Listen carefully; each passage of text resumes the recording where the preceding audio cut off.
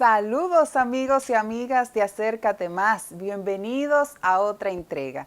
En esta semana vamos a hablar de la comunicación no violenta. Vamos a aprender a cultivarla y vamos a conocer al dedillo cómo nos beneficia a nosotros, al entorno, a las personas que nos rodean. Así es. Desde niño, Marshall Rosenberg, él es un psicólogo estadounidense, mostró un gran interés por conocer cómo la comunicación repercutía en el comportamiento de los seres humanos. De ahí esa inquietud por él estudiar lo que es la comunicación no violenta. A raíz de la revuelta racial de Detroit de 1943, Marshall comenzó a plantearse la teoría de dónde radicaba la diferencia que hacía que un ser humano perdiese su humanidad y tratase a los demás con tal desprecio y que otro ser humano igual, ante la misma situación, tratase al prójimo con compasión y respeto. Marshall Rosenberg trabajó para crear un mundo más humano. Su frase, la violencia es una expresión trágica de necesidades no cubiertas, y su método, la comunicación no violenta, un camino para poder escuchar y reformular las expresiones hasta encontrar soluciones en las que todas las partes salgan ganando. Rosenberg llegó a la conclusión, y estoy segura que ustedes también, de que un lenguaje violento genera un comportamiento también agresivo y violento. Para conocer un poco más de la comunicación no violenta, hoy nos acompaña Luis Holguín. Él es psicólogo, además un estudioso de la neurolingüística, además estudia, practica y trata de ayudar a las personas a que también lo hagan sobre la comunicación no violenta y sus beneficios. Señor Holguín, bienvenido a Acércate Más. ¿Cómo está? Gracias, Ana, por la invitación y muy contento de estar aquí en este programa de Acércate Más. Holguín, ¿en qué consiste la comunicación no violenta? Vamos a explicarle un poquito a nuestra audiencia esta noche. La comunicación no violenta es una técnica que surgió en Estados Unidos de la mano del doctor Marshall Rosenberg. Marshall Rosenberg era un psicólogo, murió lamentablemente en el 2015, y él desde pequeño, como era blanco y de origen judío, vivió en Estados Unidos situaciones de mucha violencia en barrios donde vivió, donde la mayoría eran negros. Y a partir de ahí, él empezó, digamos, a tener el interés de investigar básicamente dos preguntas. Él comentaba que fueron las motivadoras de su investigación. Primero, ¿qué impulsaba a algunas personas a actuar de una manera violenta y explotadora? Y la segunda pregunta que él se hacía y que lo motivó a incursionar y a producir esta técnica de comunicación no violenta era ¿qué tipo de educación puede ayudarnos a permanecer compasivos? Compasivos no desde el punto de vista más bien no de lástima, sino más bien desde la apertura del corazón, desde la compasión, desde la ayuda. Y esa segunda pregunta de qué tipo de educación puede ayudarnos a permanecer compasivos, incluso cuando los demás se tornan violentos, fueron las dos preguntas que a él lo llevaron a investigar.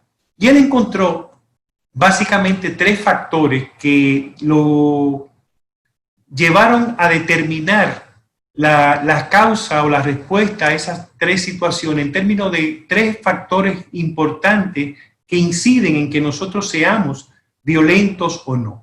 El primer factor es el lenguaje que hemos aprendido. Entonces hemos aprendido un lenguaje que se basa normalmente en la imposición, en los juicios, en la culpa, y todo eso nos induce a tener comportamientos violentos. El segundo factor es cómo hemos aprendido, cómo se nos ha enseñado a pensar y a comunicar. E igualmente tenemos un patrón que hemos aprendido en donde pensamos y nos comunicamos de una forma violenta.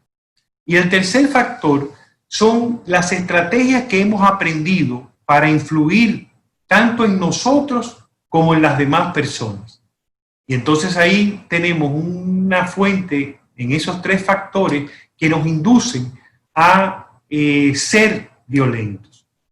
El doctor Rosenberg, cuando hablaba de la comunicación no violenta y explicaba lo que era la comunicación no violenta, que también la llamamos CNV, decía que la comunicación no violenta nos sirve para guiarnos a la hora de restaurar cómo nos expresamos y cómo escuchamos a los demás.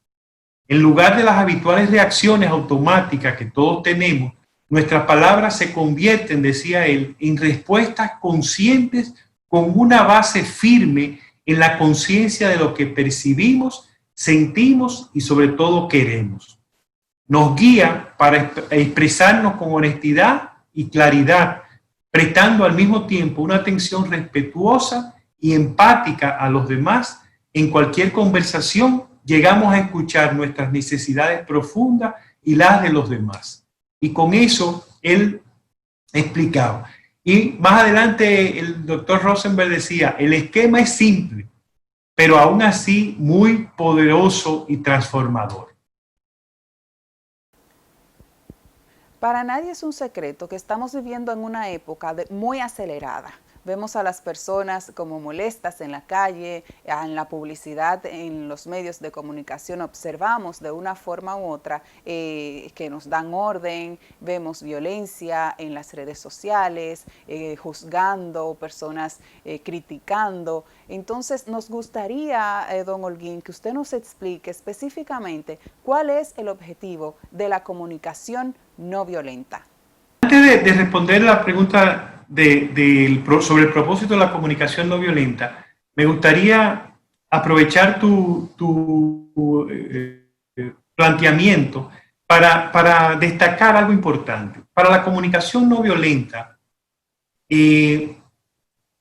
nosotros no tenemos que reaccionar de forma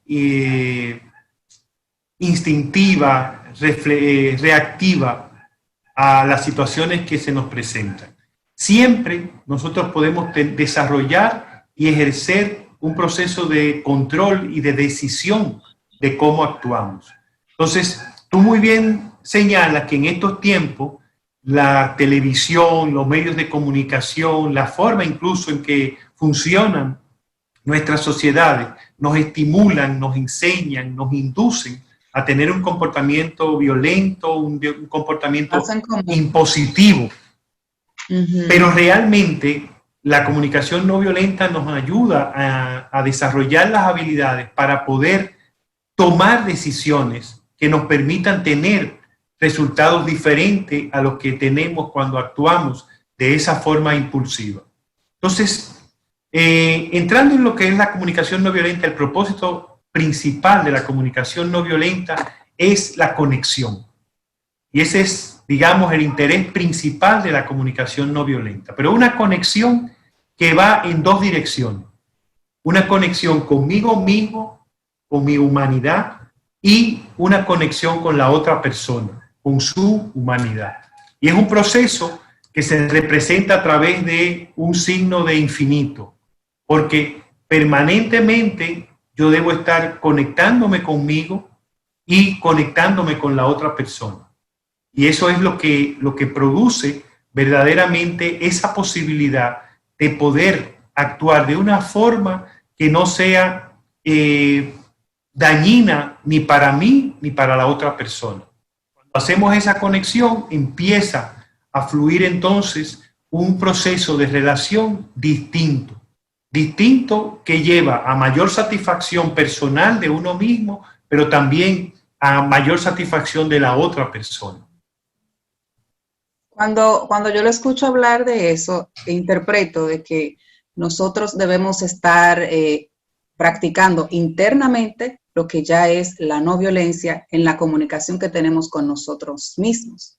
Explíquenos ahí un poquito más para que la audiencia entienda cómo esto lo va a ayudar y cómo se puede manejar para comenzar ya a repercutir a nuestro entorno. Nosotros tenemos enraizados en nuestras sociedades formas de hablar que normalmente se refieren al ataque, a la defensa, a la huida, a la culpa, a la imposición. Y estos patrones de conducta, de expresiones, son parte de uno de los dos lenguajes que Marshall Rosenberg usaba para describir esta forma en que nos comunicamos y la forma en que podemos comenzar a comunicarnos de forma más efectiva y sobre todo más satisfactoria, más armónica.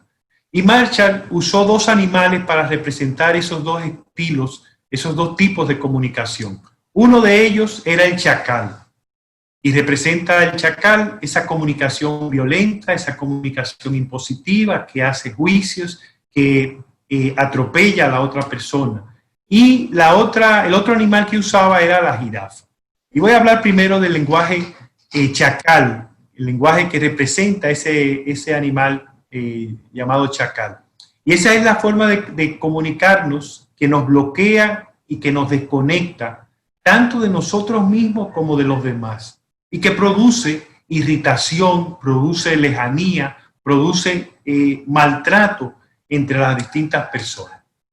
Comúnmente nos comunicamos desde nuestras imágenes y pensamientos, y eso nos lleva a creer que lo que nosotros percibimos es la realidad, pero lo que percibimos es una fotografía de la realidad, no es la realidad misma.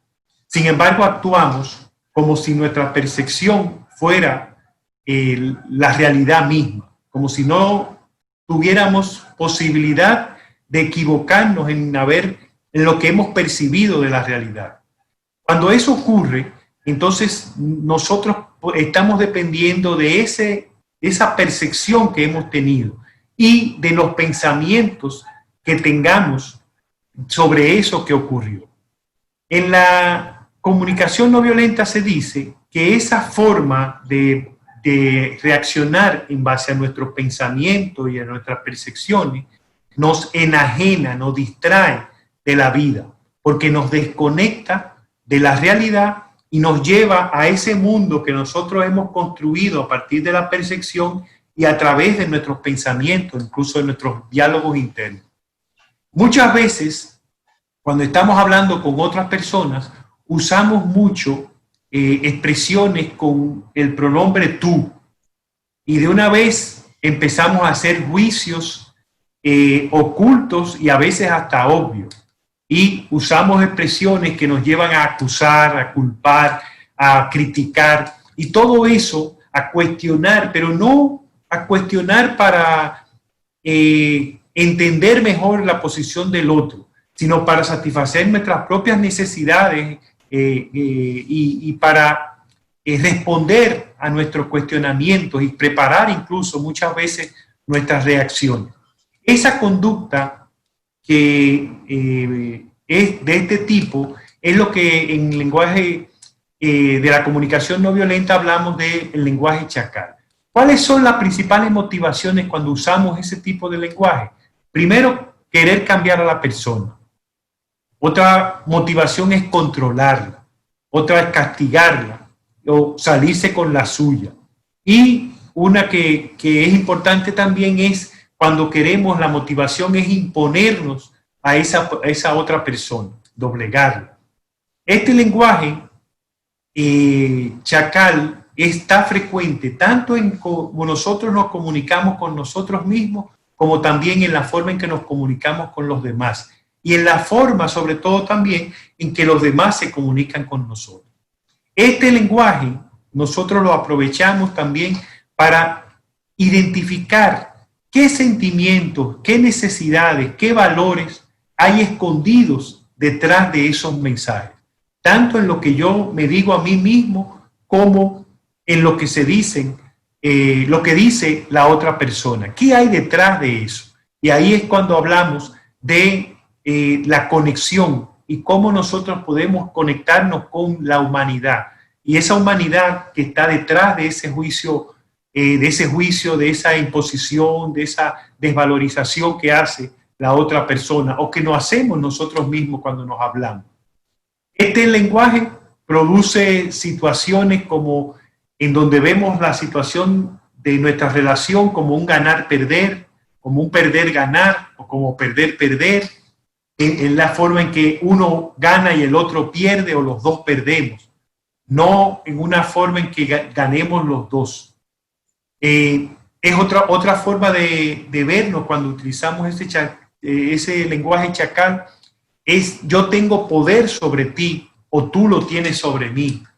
Me concentro también cuando lo uso en etiquetar a los demás y hacer etiquetas que lo clasifican. También usando juicios morales, recompensas extrínsecas y recompensas externas y manipulación. En el lenguaje chacal hay mucha manipulación que se transmite. Ese lenguaje chacal existe y puede, desde la comunicación no violenta, empezar a ayudarnos a entender muchos de nuestros conflictos con otras personas.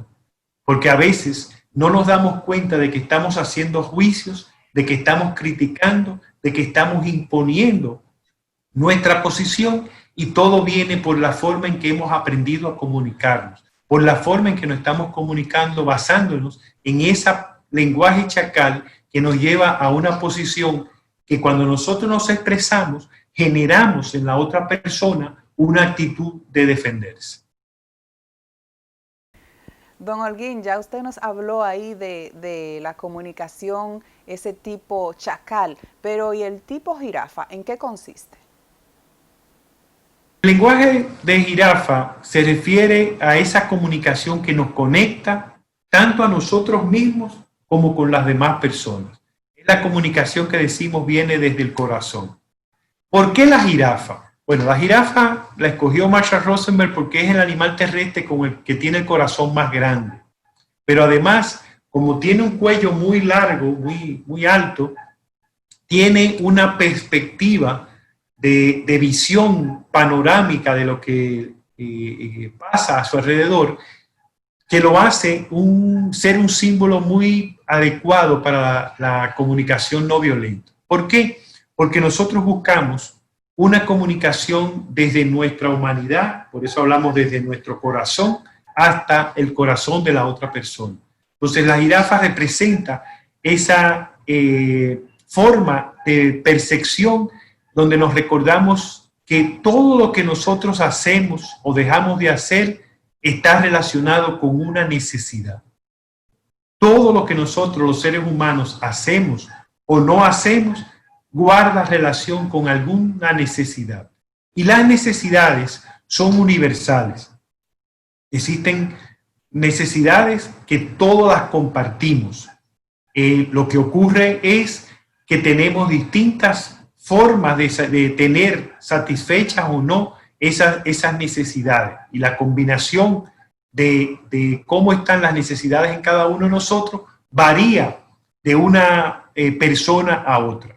Este lenguaje basado en el corazón, basado en nuestra humanidad, a través de los sentimientos, las necesidades, es lo que permite que uno pueda reaccionar ante una persona que te habla, que actúa frente a ti o contigo desde una posición de un lenguaje chacal, responderle desde un lenguaje jirafa.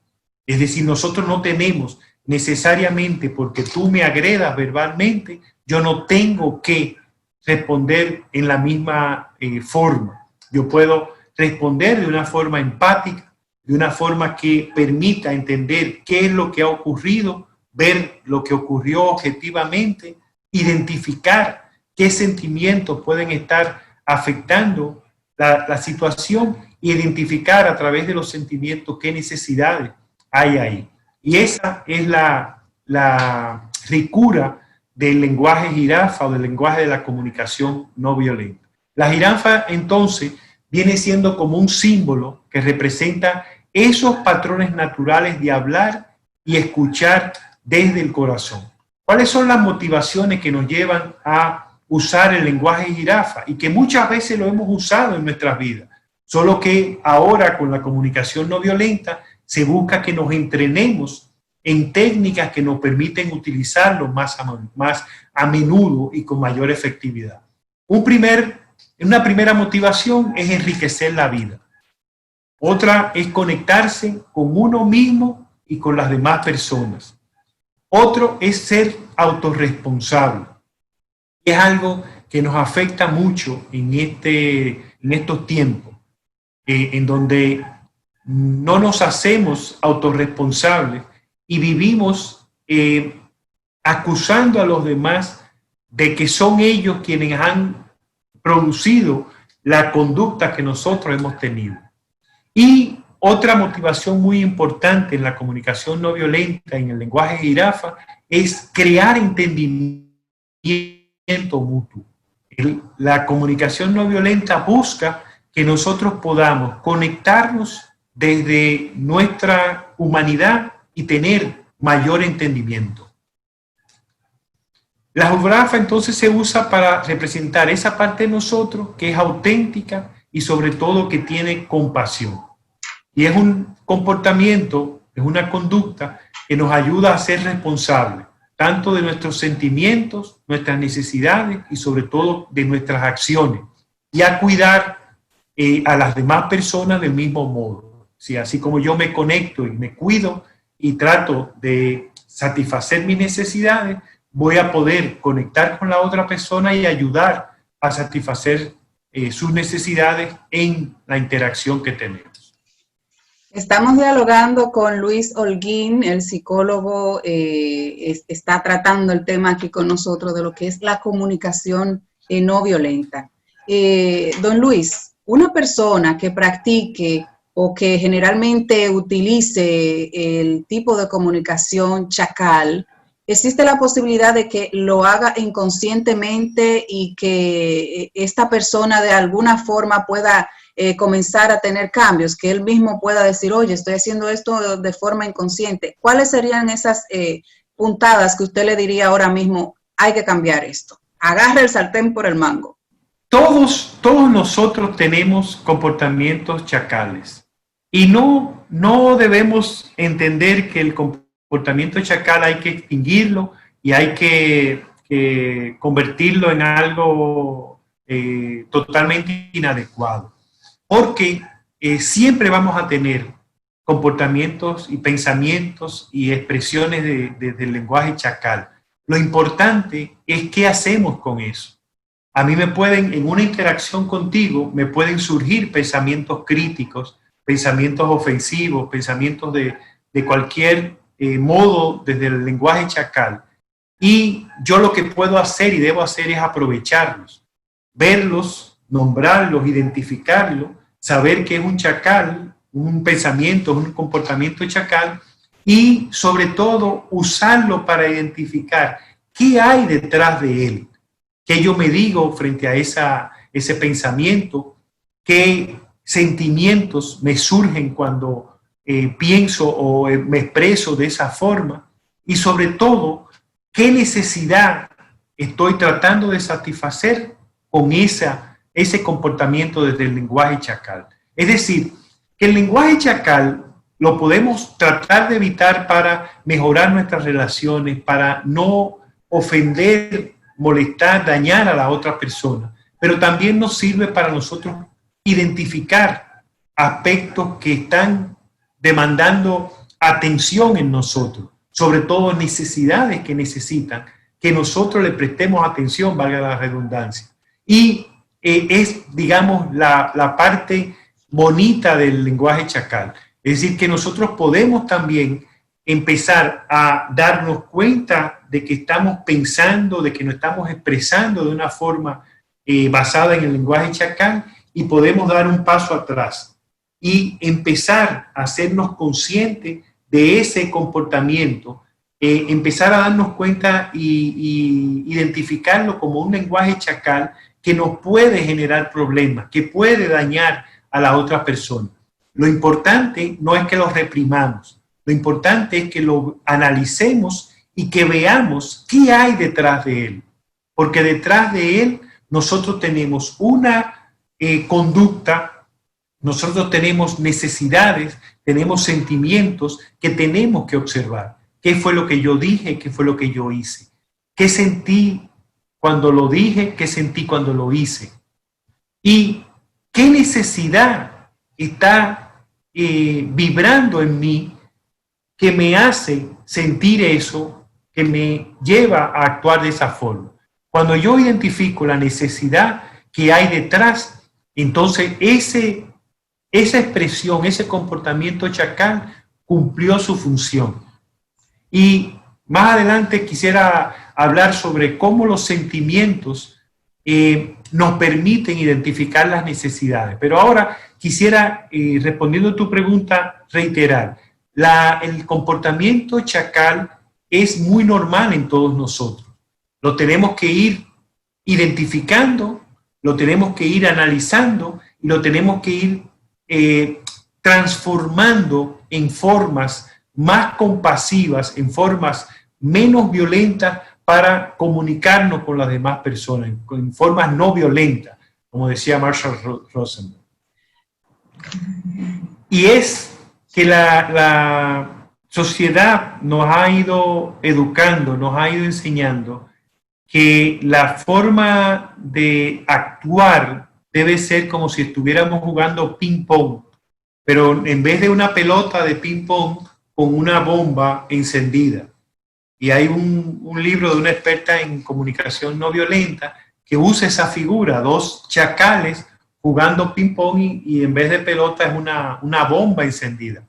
Porque la forma en que hemos aprendido, las estrategias con las que hemos aprendido a relacionarnos, es en base como a esa figura, en base a respuestas rápidas, respuestas donde yo pueda meter el punto, donde yo pueda salirme con mi intención rápidamente y doblegarte, ganarte, imponerme. Ganar, un ir encima siempre. Siempre, y estamos predispuestos en esa dirección. Siempre queremos ganar, entendemos que nosotros tenemos que ganar.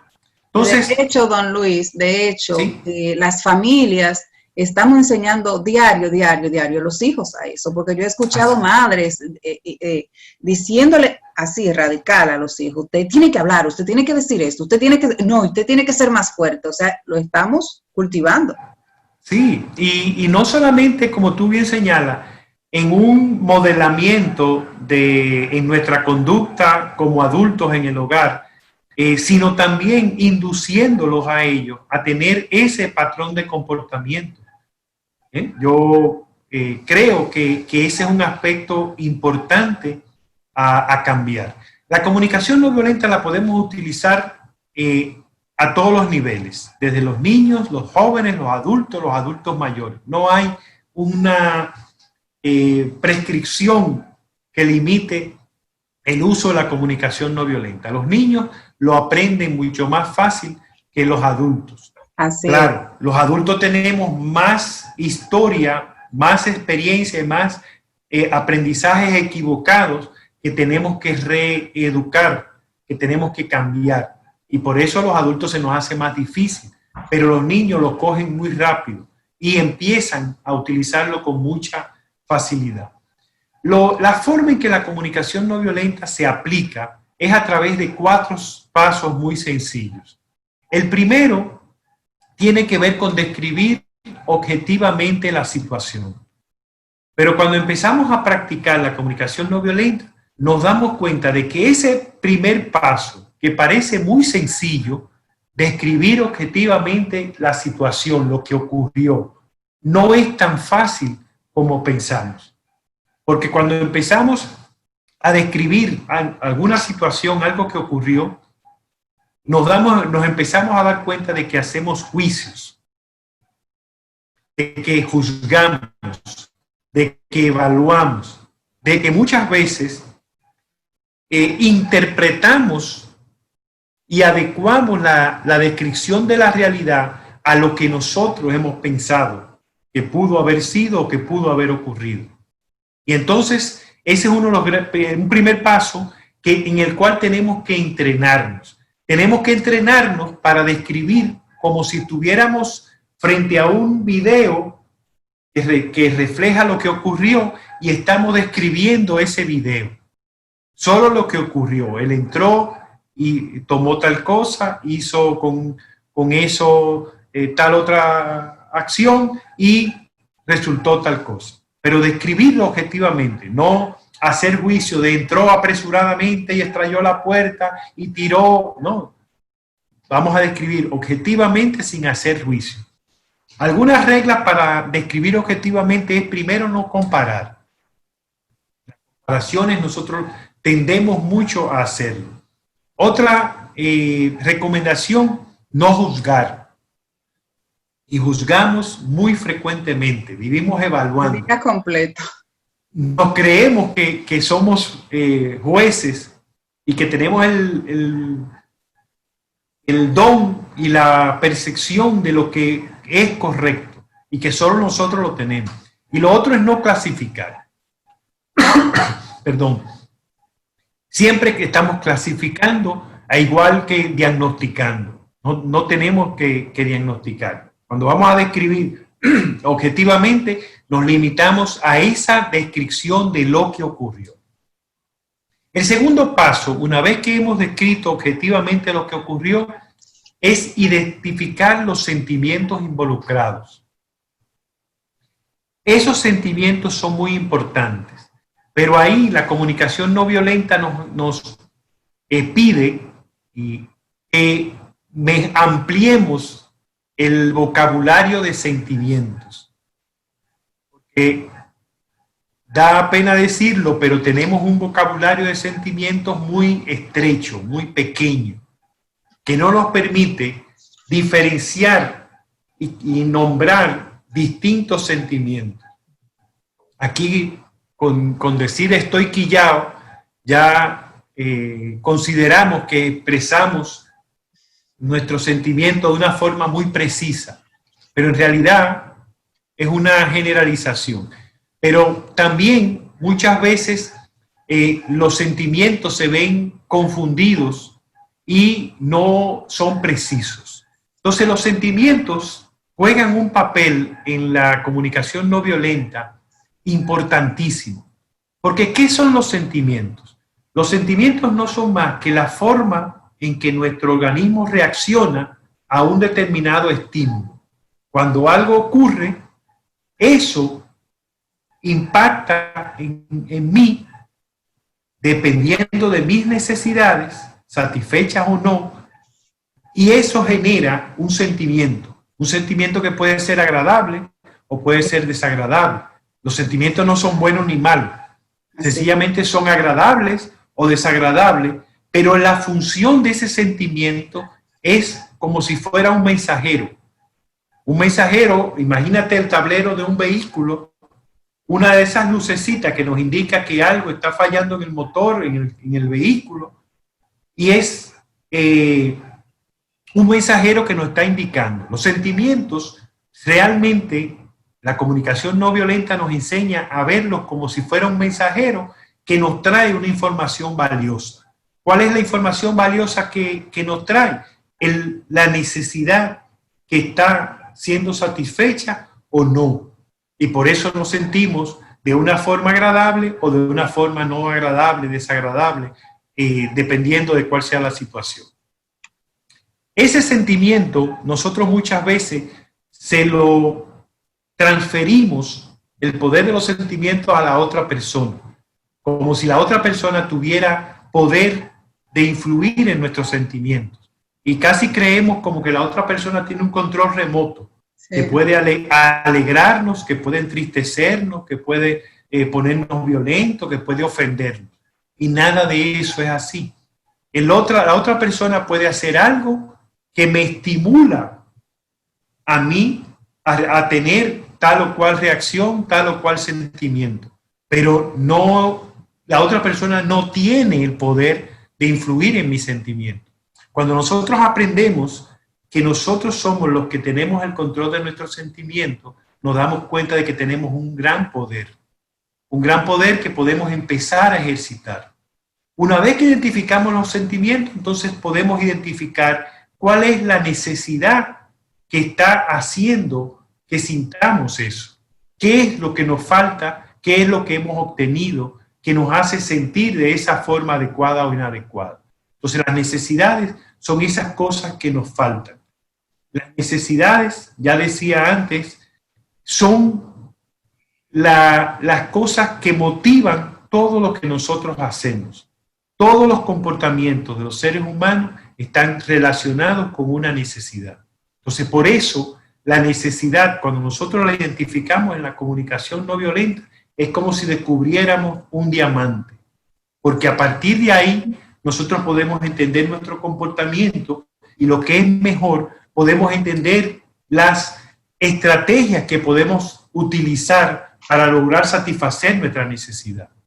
Lamentablemente, vivimos tan desconectados de nuestros sentimientos que no llegamos a identificar cuáles son nuestras necesidades reales.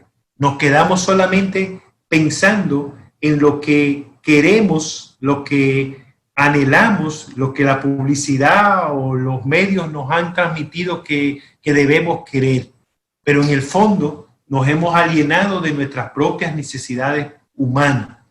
Y algo importante con las necesidades es que las necesidades son universales. Todos los seres humanos, ya lo decía, tenemos un grupo de necesidades y lo que varía de una u otra persona es el grado en que tenemos en un momento determinado satisfechas o no esas necesidades. A partir de las necesidades, nosotros podemos entonces identificar las estrategias, qué podemos hacer para satisfacer esta necesidad. Y entonces viene el cuarto paso de la comunicación no violenta. Repito, el primero es describir objetivamente la situación, el segundo es identificar cuáles son los sentimientos que están involucrados ante esa situación, el tercero es identificar cuáles son las necesidades que están presentes, existiendo detrás de esos sentimientos. Y el cuarto paso es hacer peticiones. Las peticiones en la comunicación no violenta se diferencian de las exigencias en algo muy sencillo. La petición permite a la otra persona decir que no. Cuando exigimos, no damos esa posibilidad.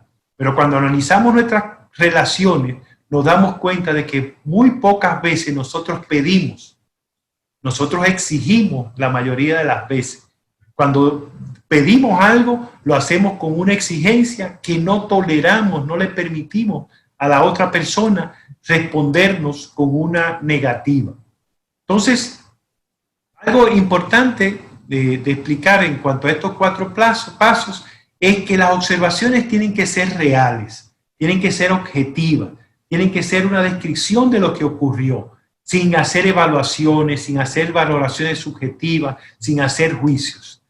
Los sentimientos tenemos que diferenciarlos de los pensamientos. Cuando tratamos de identificar, de nombrar un sentimiento, no podemos llevarnos de lo que pensamos, porque entonces nos desviamos y nos vamos a falsos sentimientos, a falsas emociones. Las necesidades tienen que diferenciarse de las estrategias. Muchas veces pensamos en que yo necesito un carro blanco, pero el carro blanco quizás no es mi necesidad, es una estrategia. Es una estrategia. Mi necesidad es otra de que necesito moverme, de que necesito autosuficiencia para poder desplazarme y hacer determinados desplazamientos y poder hacer determinadas acciones. Entonces, mis necesidades son diferentes de las estrategias, pero la mayoría de las veces confundimos y vivimos manejando las estrategias como si fueran nuestras necesidades. Y por último, las peticiones tenemos que diferenciarlas de las exigencias. Entonces, esos cuatro pasos son los cuatro pasos que normalmente nosotros aplicamos siempre que vamos a actuar en base a la comunicación no violenta. Y en algunos momentos uno de esos pasos no se da, no es necesario hacer, pero en la mayoría de las situaciones pasamos por un proceso que nos lleva a usar los cuatro pasos para tomar contacto con la realidad, analizarla, conectarnos con nosotros y con las demás personas, porque algo importante, estos 4 pasos yo los puedo hacer conmigo mismo, pero también lo puedo hacer con la otra persona. Lo puedo usar estos 4 pasos para conectarme conmigo, pero también para conectarme con la otra persona. Excelente, excelente. De verdad que si cada ser humano se dedicara a estudiarse a sí mismo, la cosa sería diferente. Dígame, don Luis, estamos en medio de una pandemia, mucho estrés, mucha ansiedad. ¿Cómo puede ayudarnos el manejar una comunicación no violenta? Yo diría que un primer aspecto que nos invita a la comunicación no violenta a entender es que cuando decidimos cumplir con las medidas preventivas que se han recomendado frente al COVID-19, estamos asumiendo una estrategia que va orientada a cuidar de la vida, tanto de la nuestra como de las demás personas. Y esto es importante que tenerlo pendiente, porque algunas personas ven las medidas preventivas solo como una imposición y no ven el valor que hay detrás de esa medida, las necesidades que ayuda a satisfacer esa medida preventiva. Ese cambio de mirada permite que nosotros también podamos identificar muchas necesidades importantes para cada persona, que las medidas de cuarentena, las medidas de limitaciones, las mismas medidas preventivas están haciendo que estén desatendidas. Entonces, cada uno de nosotros tiene muchas necesidades que se están viendo desatendidas. Necesidades de seguridad, necesidades de libertad, necesidades de sostenibilidad financiera. En estos días una compañera de trabajo me hablaba sobre el problema que están teniendo con sus padres, con su padre sobre todo, de que quiere salir a la calle, quiere desenvolverse, moverse como antes se movía. Y cuando hablábamos, yo le invitaba a ponerse en el lugar de su papá y ver qué sentimientos, qué necesidades estaba su papá teniendo insatisfechas y que hacía que actuara de esa forma. Y una de las necesidades que ella identificó era la necesidad de libertad. Es una persona que había tenido hasta ahora una vida muy activa, que se movía y tenía muchas relaciones que visitaba, que atendía, y ahora se ve restringido, que no puede salir, pero que tampoco pueden venir a visitar. Entonces, tenemos que atender y prestar atención a esas necesidades, tanto en nosotros como en las demás personas, porque tenemos muchas necesidades que en este momento de pandemia están quedando insatisfechas. ¿Y cómo podemos hacer eso? ¿Cómo podemos, así de un punto rápido, porque ya se nos va a agotar el tiempo, cómo podemos así identificar rápidamente esas necesidades en nosotros y en los demás? La llave principal para identificar nuestras necesidades son los sentimientos.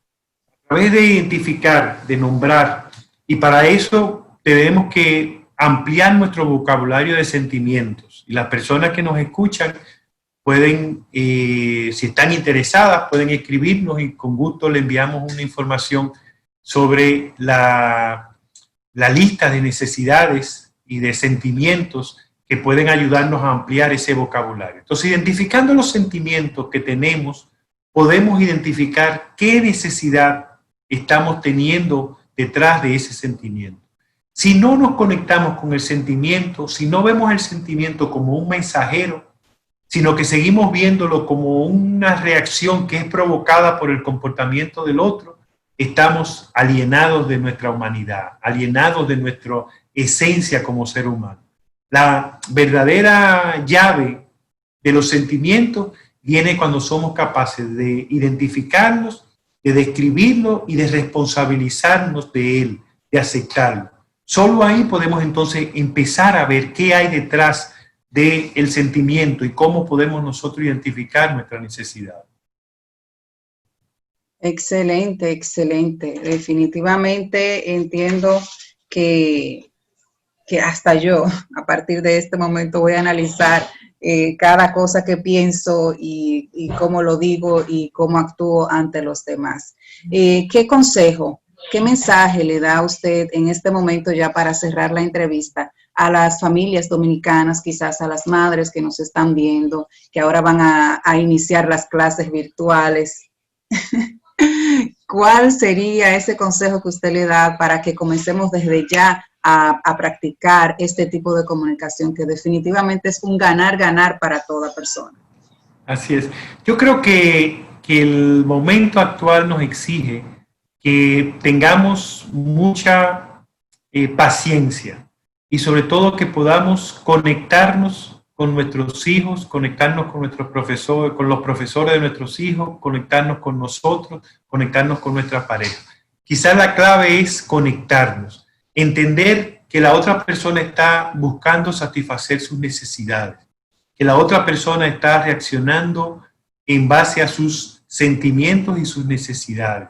Entonces podemos establecer una forma de comunicarnos en donde dejemos de reaccionar de una forma impulsiva y empecemos a darnos el permiso y ejercitar con la práctica esa posibilidad de conectarnos con el otro, conectarnos con nosotros mismos. Con nuestros hijos ahora tenemos que tener mucha compasión. Tenemos que conectarnos, tenemos que ayudarlos a identificar y expresar sus sentimientos, identificar sus necesidades. Y una vez que hemos identificado las necesidades, identificar qué petición, qué estrategias podemos pedir a la otra persona para que nos ayude a satisfacer nuestra necesidad. Este es el proceso que la comunicación no violenta brinda y que podemos utilizar y que podemos ir ejercitando para jugar un mejor acompañamiento de nuestros hijos en este proceso de educación a distancia que tanta atención ha generado en una gran parte de la población. Muchas gracias, don Holguín, por toda esa información valiosa que ha dejado aquí a la audiencia de Acércate Más. Yo desde este punto le hago un llamado a los oyentes y a los televidentes para que comencemos a analizarnos y a estudiarnos. Primero nosotros vamos a conocer de qué gama estamos hechos y qué motiva ciertas reacciones en nosotros. Eso nos va a beneficiar bastante.